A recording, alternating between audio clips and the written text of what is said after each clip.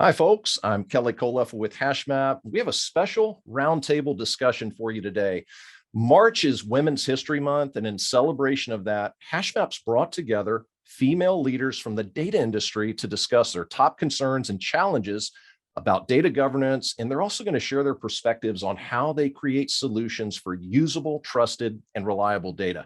So joining me today are three data leaders. They come from a variety of backgrounds within the data governance space. Jyoti Pathak, she is Director of Data Engineering and Analytics at TD SYNNEX. They're a leading distributor and solutions aggregator for the IT ecosystem. We also have Molly Vorwerck. Molly is Head of Content and Communications for Monte Carlo. They are a data observability and reliability platform. And Amy Horowitz, she is Regional Vice President with Matillion. They're a modern analytics and cloud native solution providing ETL capabilities and data integration capabilities. Really happy to have everybody participating in this roundtable discussion. I am really looking forward to hearing your perspective, stories, and insights. And to set the stage a little bit, I was thinking about the discussion. I think it's pretty obvious to everyone, data governance and the various solution categories that encapsulates and it's defined by continue to remain a really hot topic. I think you're probably getting asked about it in a variety of ways from both the internal and external stakeholders that you have. And I feel like everyone recognizes the promise and the value of data for sure, but many are still struggling to reach that desired maturity level. I'm always amazed when I ask that question, where do you rate yourself data maturity wise? It always seems like it's lower than what I think it might be. So let me kick it off, Jyoti, maybe with you as you are delivering data products and services within the context of TD SYNNEX. What's the biggest data challenge that you face today? So in the context, thank you, Kelly, for giving me this opportunity. Nice to meet you, Molly and Amy. We're going to have blast on this roundtable. In today's world and what me and my organization are doing with everything data literacy skills are the biggest challenge for us. Making sense of data. We are sitting on huge amount of data and we have businesses all over the world and multiple data sources you can imagine. And combining that data all together is not that challenging, but making the correct sense of that data, the literacy, the use of that analytics is the most challenging aspect of data for us. For any organization, creating the value and bringing that value to the table for innovation and the growth of that organization, that data literacy is really important. And those are great points. I think that combination of data literacy with getting to innovative data products and services is really hard to achieve. Agree with that. Molly, let me ask your perspective. First of all, thank you for joining as well, but your perspective at Monte Carlo. So data observability, reliability platform, what are you hearing? What stands out as that biggest data challenge right now for you? Yeah, absolutely. And thank you so much for inviting me on this podcast. So literacy is obviously a very big one. I think one that comes up a lot for us is quality and trust. You can have the best data governance program in the world, but if you can't trust the data that is powering your catalog or that you're ingesting in your data pipelines, then it's really hard to make that data governance program actionable and to make data literacy a thing. So I think really from kind of what we hear a lot from our customers is, we migrated to Snowflake, we're on the cloud, we're using all these awesome tools, but our data keeps breaking. So we can't even put them to their full use. So we really kind of try to help with the quality and observability piece of data governance. And I really kind of think of it coming into three different pillars. Obviously like the discovery and the literacy and the ability to understand what's going on with your data, the security and access component, which deals a lot with like the integration and as well as like data security and privacy. And then obviously quality, can you trust your data? So the data trust component is what we see coming up a lot with our customers. And so not just investing in the right tools, but also the right processes and people to make data governance and data trust a reality. Now, it's interesting that you mentioned that there's a technology component, but you also have to get that data quality and the trust associated with it. It's process, it's people, it's really all three components that have to work together. And Amy, let me toss it over to you. First of all, great to have you here. You're Thanks. working with clients across industries. Any common themes that you're hearing related to the biggest data challenge out there right now? Yeah, absolutely. Thank you for having me on here today. I'm really excited to talk about data governance. It's a strong passion of mine, believe it or not. I think some of the strategic themes that we've already heard are really what our customers are facing. So being able to find, understand, and trust that data is absolutely the most important thing. But aside from that, data silos are very strong everywhere we go. Data, lies not only with IT, but now lines of business are responsible for their own data. It's all over the place in most organizations. They're trying to figure out, number one, how do I move that from on-prem to the cloud, which is where Matillion really helps. We are a cloud native ETL, as you know. But more importantly, once I move it there, now what do I do? How do I transform it? How do I cleanse it? What happens there? So just when you're thinking about your data intelligence journey, like where you're really trying to go, the strategic themes are finding, understanding, and trusting that data and how you get it there. Is there one thing, Amy, that you could pick out of all of those? You say, hey, this is across the clients we work with, this is a core tenet of the data governance aspect. And if so, what do you see? What are those criticality factors that you see being brought out by various clients? Yeah, I think the critical pieces are just being able to find the data. So I know I've kind of rambled on about finding, understanding, and trusting the data. But as an example, if I have the term customer defined somewhere and Molly has the term customer defined somewhere else, how do I know I'm using the right data? So when we have customers that are trying to deliver metrics that matter or metrics to the board that drive business decisions, if they cannot find that data, that's an issue. And so being able to really leverage, people, process, and tools to do that is really by far the most strategic theme that I've seen. Find it, having it usable, and having that really high data quality all really connected Absolutely. together. Yeah. Hey, Jyoti, Absolutely. you guys are dealing with a variety of, high volumes, a lot of different data sets, internal sets, external data sources. What's at the top of the list for you in data governance and why? Same, data quality. Because, Okay.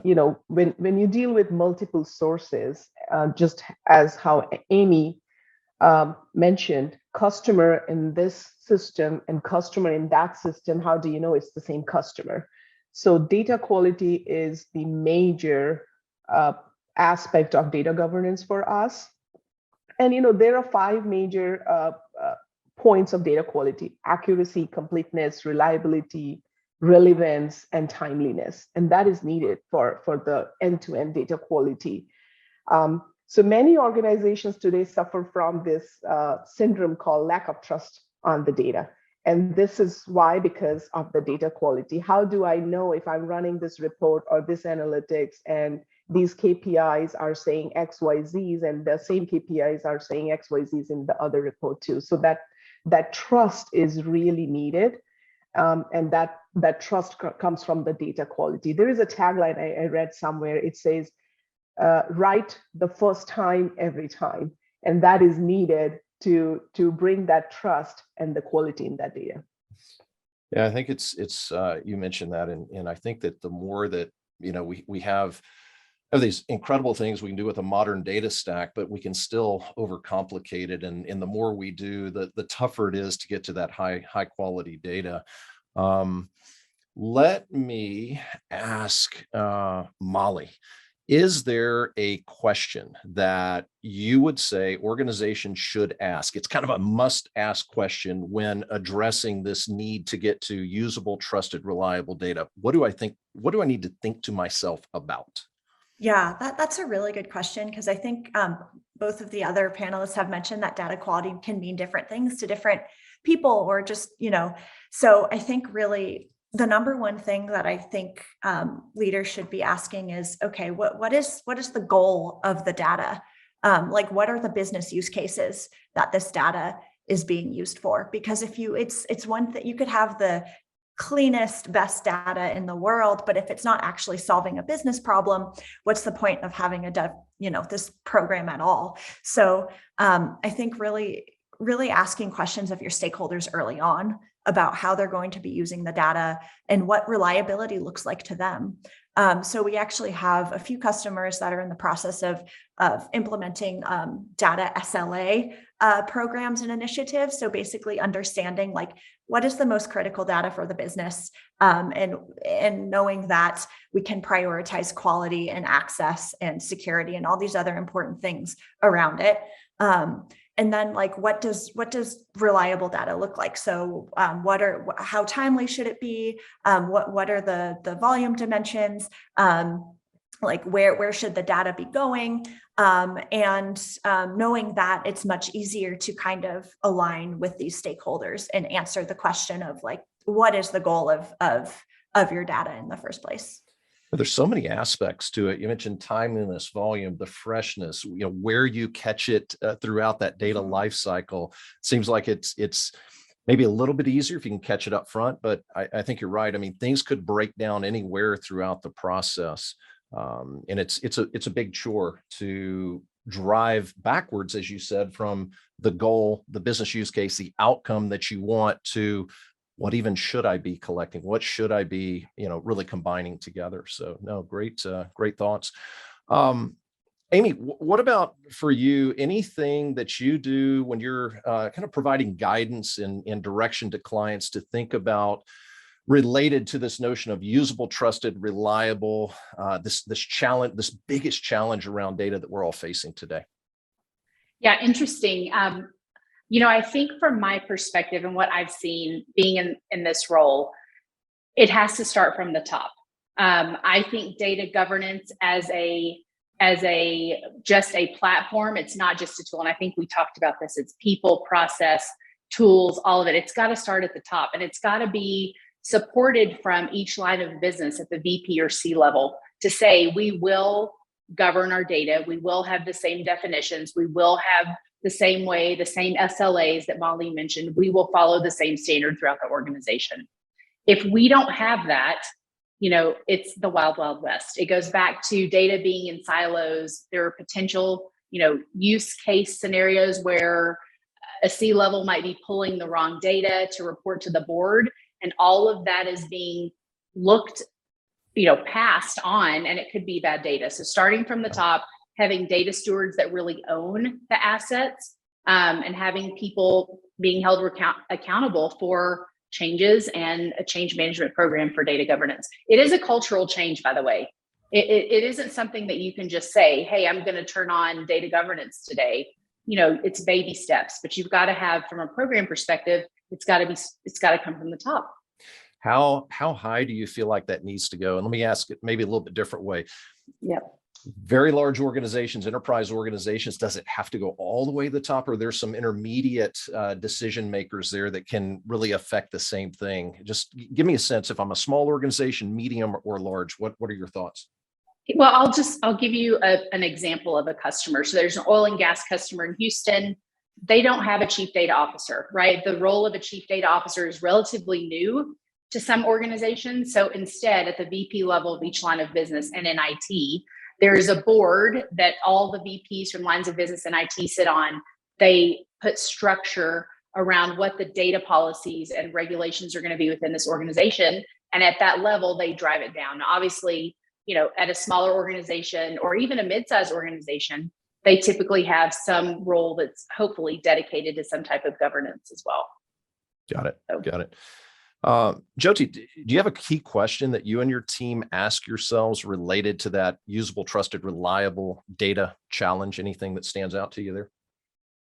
It's the data governance. Do we have the data governance process that we can rely on? Putting together a process is one thing, but is it the right process for that organization and that organizational data? Because every organization has different business processes, different needs, and we have to cater the data governance process towards the need of that organization and which works there. So for me and my team, data governance is top of the mind. We need to make sure that when we are bringing data from across the globe into our data platform, the data is reliable, is governed, data privacy and data security is taken care of, and it's available at the right time to the right people, in the right hands. So what organization, in my view, what organization needs to treat data as a product. Like every other product, data should be a product too, and there should be leadership, sponsorship. There should be teams around data product, and on top of that, data governance should be the first priority of that team. So managing the data lifecycle and the data governance around it is the top priority for me and my team. It's interesting that you bring that up, because I feel like a lot of times it's easier to implement a new technology than it is to affect a major process change or changes within an organization. We're just all so resistant to that, right? I mean, you get really set in your ways on doing things a certain way. We're talking before this session today just about, the acquisition process, bringing companies together, differing processes, and how you really navigate through that. So interesting thoughts there. Let's see. What about, you're all bringing up people, process, technology. Is there something, Molly, maybe that you have that you're thinking about that keeps us from getting there? Is there a major factor in one of those dimensions that keeps us from getting results, maybe with an overall data governance program, or even technologies in general? Yeah, I think that's a good question, and something that I've noticed just working with customers and data teams is that it's very easy for people to get excited about new technologies, particularly as like the modern data stack evolves and things continue to come out. And it's great. And there's so much good stuff going on. But often, and I think, Amy brought up this point of change management and starting from the top. It takes a lot more than just having like one excited person at the company to adopt a new tool or technology or process or whatever it is. You really need buy-in from the top down, from the ground up, from everywhere. And you really kind of need a way to like educate about how to use these data governance tools, whether it's like a new data catalog or a data observability platform or whatever it is. You really kind of need that education and kind of having that holistic end-to-end approach. And I think all too often people over-index on the technology as being able to solve the problem when really it might be something a bit more foundational. Like I'm sure many of us have been in situations where we've been really like gung-ho about a new tool. We get it up and running, and then we don't know how to use it. And it just sits there and it's a waste of money.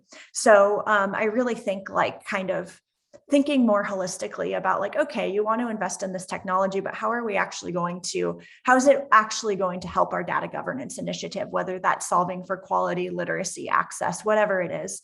And I think thinking really strategically before we make that investment is something that I see a lot of teams struggling to do.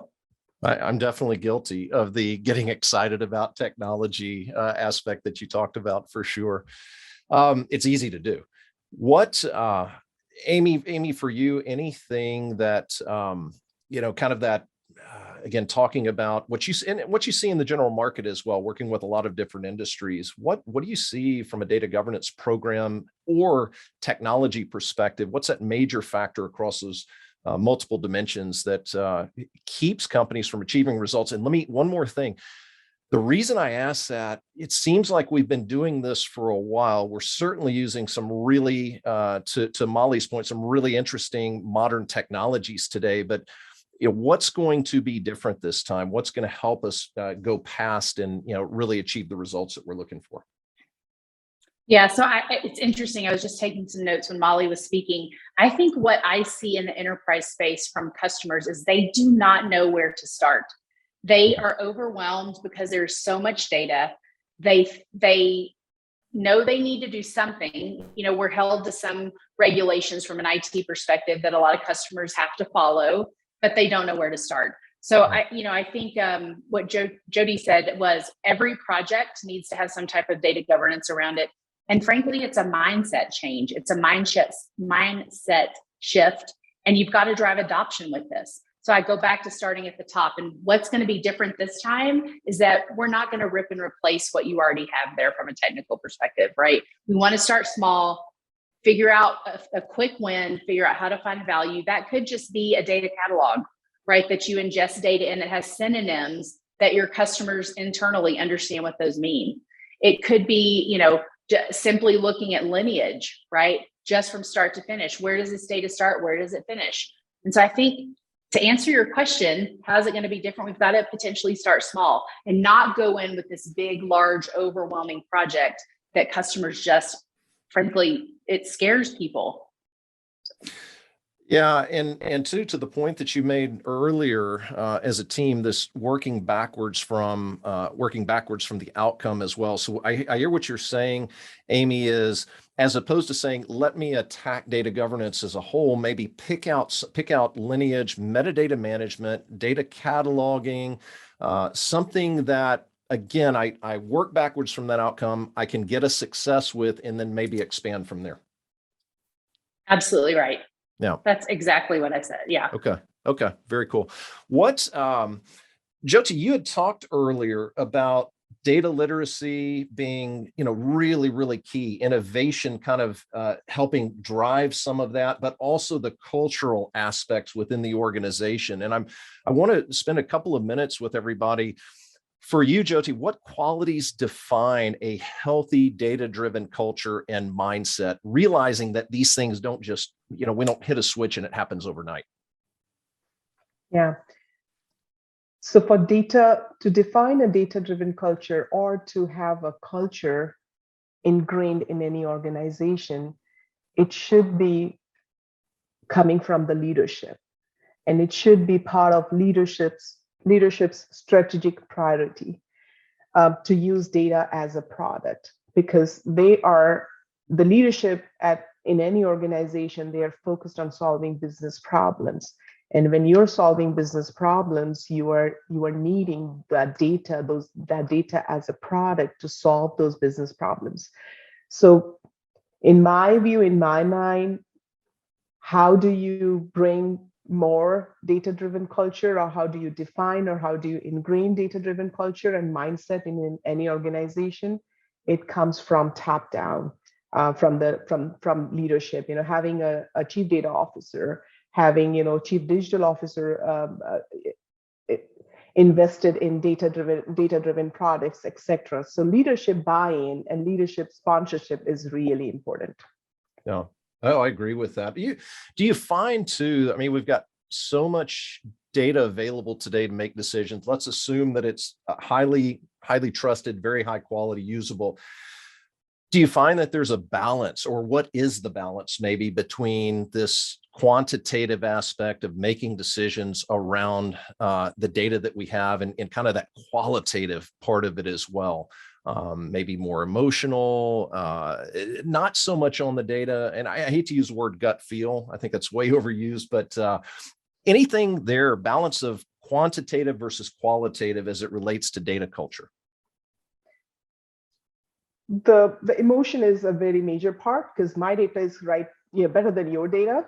And that's where the whole data governance comes in place, right? So you need to know what is really, how that data is really presented, and data democratization is not just giving data and having everybody use it. It's about going through the governance and creating the single source of truth, so that you get the emotions out of it, and we bring the clarity and the process. It's all about following the process, and we have that process in place, then we tend to use the data at its best. Yeah, love it. Hey, Molly, let me ask you, I'm going to ask this in a little bit different way. Are there certain things that you would recommend staying away from or gravitating towards relating to embracing a data-driven culture? Yeah. That's a good question.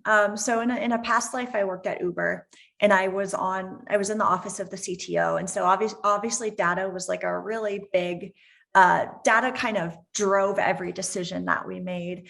And it was just a really big part of our culture. And we were fortunate at the time to have the resources to invest in data product managers, like I don't know if we called it a data governance team. I think it was like the data quality and something team, and program managers, all sorts of things to kind of help evangelize data and make it easier for people to work with it. But the flip side of that is that we had so much data, and not everyone who had access to it needed the access to that data.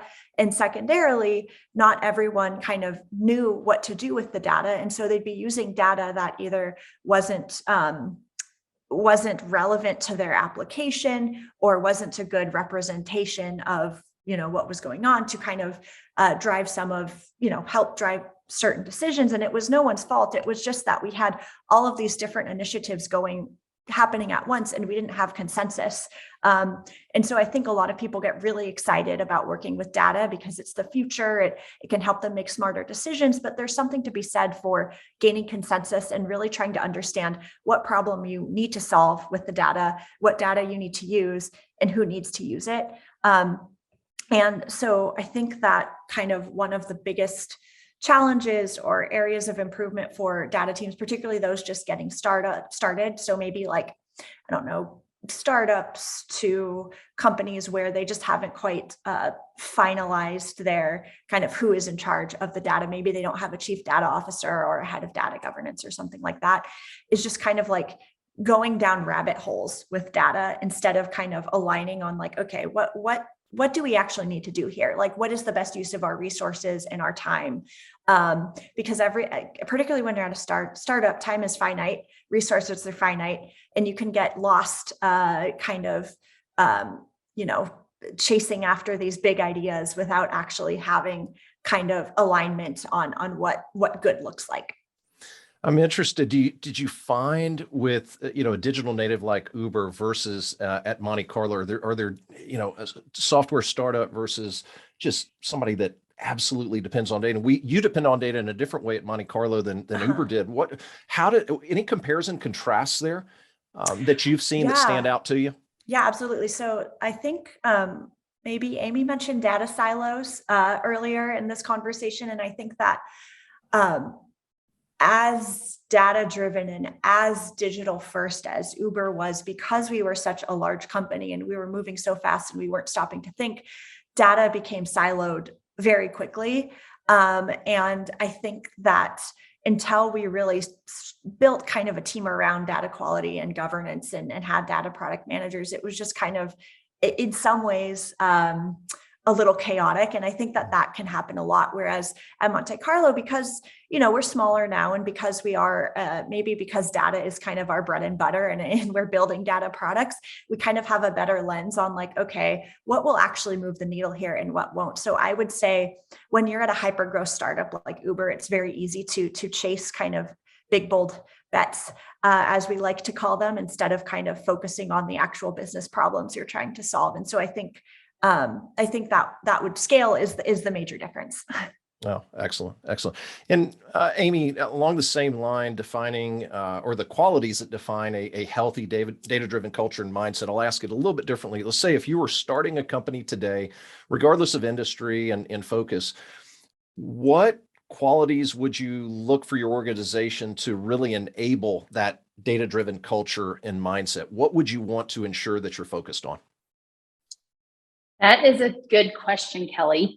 I think for me, if I was to start an organization, every project would have some type of placeholder for data governance or data in general. So as an example, I was an IT director most of my career, and I had projects that were above the line and below the line. And every project had a scope, it had resources, it had timing. I would add a line item for data. Like, what are you doing in every single project? There has to be some lens specific around data. Maybe you define that. And it doesn't have to be overwhelming, but there has to be a checkbox that says, I understand how this data is going to impact my day-to-day life at my new company. That's what I would do. And sorry, one more thing. The other thing I would say is, you have to make data available to people that need it. And so the days of, hey, let me open a ticket to get the data set that I need could take 3 weeks to get it at a large organization. I would make data readily available to people that need it. We have definitely become very impatient. We don't want to wait for that. And at the same time, we want it to be really high quality too. So no, I think that's great insight. I'd be right there with you on that.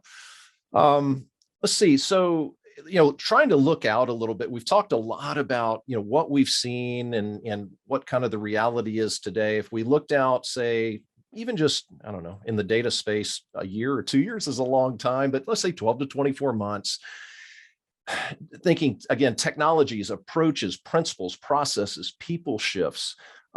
Is there something, Jyoti, that you feel like is going to have a really large impact on our ability as a group of technologists and data domain experts to deliver data governance solutions over that time frame? What would have the biggest impact? That's an interesting and loaded question, actually. It's making me think now. The biggest impact so if I just take my example and where I am right now dealing with large scale merger and integration work, data harmonization and integration is the largest piece and is the largest, I would say, if you look at as a pie, it's the largest piece of the pie or the whole pie, maybe, 99%. So that is where the focus would be. To have a tool or have a process where this harmonization, this data cleansing, I'm just using cleansing in a loose term, but it's mostly like, how do you integrate multiple streams of data and harmonize it really quickly? Because that's where most of the time goes, and that's where, if I find a tool today where I just ingest data from here, 5 different sources, 10 different sources, and it just starts telling me that customer A in here and customer B is in here same, and let's call it a customer, C. And if I can do it automatically, that would be a game changer. And that's where most of my teams or, any data team's time goes in.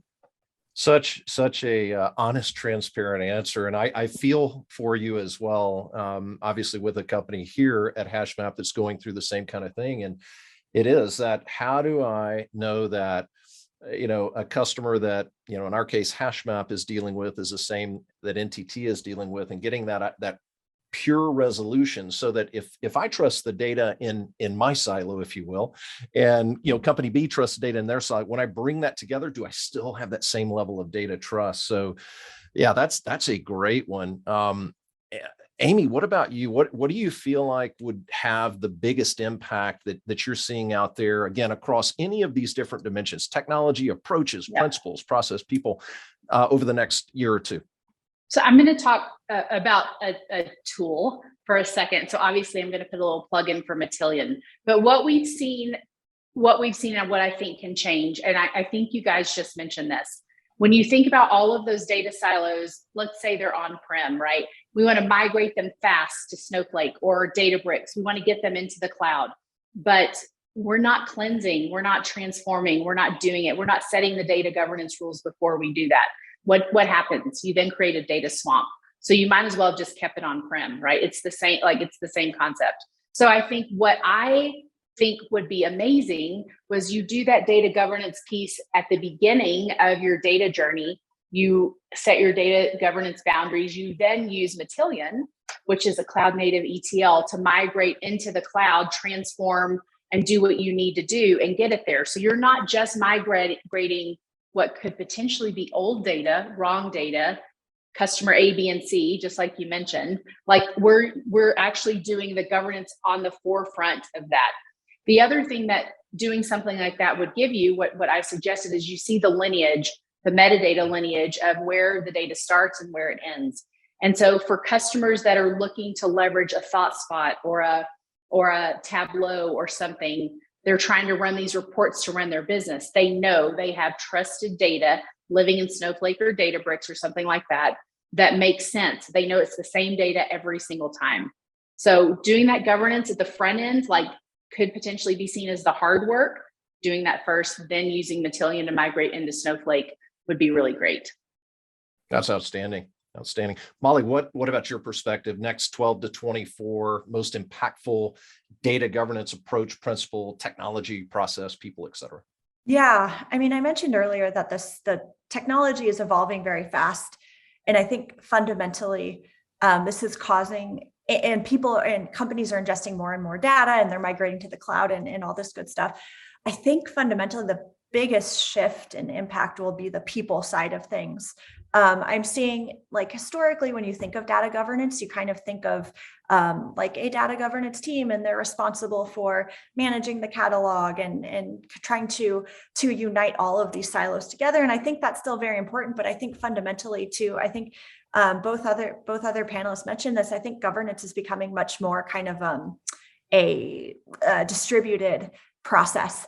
And so I think that data engineers, analytics engineers, analysts, I think that everyone will kind of be responsible for owning a bit of governance in the future, or at least being held accountable to it. And so it's really exciting to see, like, kind of these roles in technical divisions like data product manager, even like analytics engineer, people that are kind of bridging the divide between the business outcomes and the kind of technical side of things to actually ensure that governance becomes a reality. And then I'm seeing more and more startups and companies that are kind of, on the smaller side of things. Like one of our customers is the Zebra, which is a insurtech provider, and they're a rapidly growing company. And one of their first roles that they hired for was actually someone to lead data governance, because they knew that it was super important.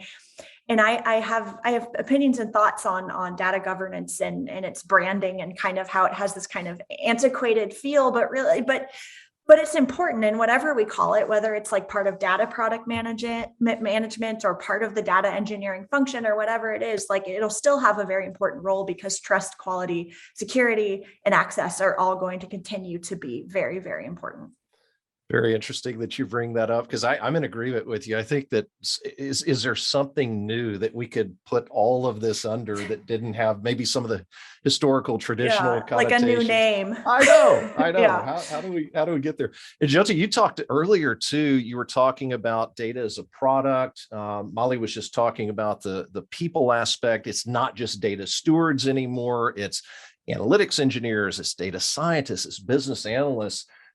Really interesting to see, and maybe there's a whole nother topic, but I think what you were also alluding to, and maybe you want to just clarify a little bit, data as a product, are you driving some of that, not only the development, coding, et cetera, for various data products, but you're driving some of that governance for those individual data products out into a business unit or into a domain with those people responsible for it? Yeah, definitely. Awesome. We are working on, we are heavily using Snowflake. And we are adopting the data mesh, the data domain type of solutions. And we are slowly moving into each, like Customer 360 is a data domain for us, and it has its own data governance, data engineering, data analytics, machine learning, data science, and all. So we are moving, it's slow, but it's steady. And we are moving into more and more of that data product management type of solutions. I like it. Hey, this has been a lot of fun, very, very insightful. Last couple of minutes, I wanted to give everybody an opportunity. We've got Women's History Month. Anything that you'd like to give visibility to, could be a program at your organization or something in the industry, data in general related to women and technology and data. And I'll just kind of open the floor up for that. Anything you'd like to give visibility to from that perspective? Yeah, I have something super short. I want to give a shout out to, so Monte Carlo as a company, we're really invested into having like 50-50 gender parity for hiring. And so obviously we're hiring for roles on our engineering team, but I want to give a specific shout out to Maytao, Helena Munez, and Zhuanzi Han for building a really cool feature that we released a couple months ago and was covered in InfoQ. It's actually field level lineage. And so they are an awesome group of at Uber, we call them Lady Eng, but women engineers. And I just want to give them a shout out for their awesome work. Oh yeah, congrats to that team. That sounds like a fantastic feature and a great team to have together. Anybody else? Any visibility to anything that we haven't already talked about that you'd like to bring up? I want to bring up, in line to Molly's points, for Women History Month, we in TD SYNNEX, we are a huge diversity, equity, and inclusion, and we have launched Breaking the Bias program, which means we are inviting and encouraging more women in IT and in technology and in data. And I'm so lucky, I'm so happy to be part of that program. And, thanks for TD SYNNEX bringing that program forward. Absolutely. I'll add the same thing my colleagues did. Yeah, this is such an amazing time for us at Matillion. We're very, very much in the same boat as my colleagues are. We're actually launching a program starting this week called Springboard, and it's Springboard Women in Tech. And what that does is we have 30 slots that Matillion has invested in to really help women become more confident, focus on women in tech, women in IT, women in data, all around, all the way from inviting people to participate in this, but also around our hiring practices. Obviously as a woman, sales leader in data, I want to bring women on and encourage them to take a leadership position. So it's something that's really near and dear to Matillion's heart as well. Those are all fantastic. Anything that you'd like us also just to link up in the notes, just send it over to me. Happy to do it. Great. Yes, great visibility. Really appreciate it. And Amy, Molly, Jyoti, thank you so much. Sincerely appreciate you being part of this Women in Data Governance Roundtable. Thank you so much today. Thank you for having us. Thank you. Stories and challenges, learnings, everything was, and advice, really, really fantastic. Thanks everybody for listening in, joining us today as well. I hope that what Amy, Molly, and Jyoti shared will help you accelerate your data journeys. Thanks so much.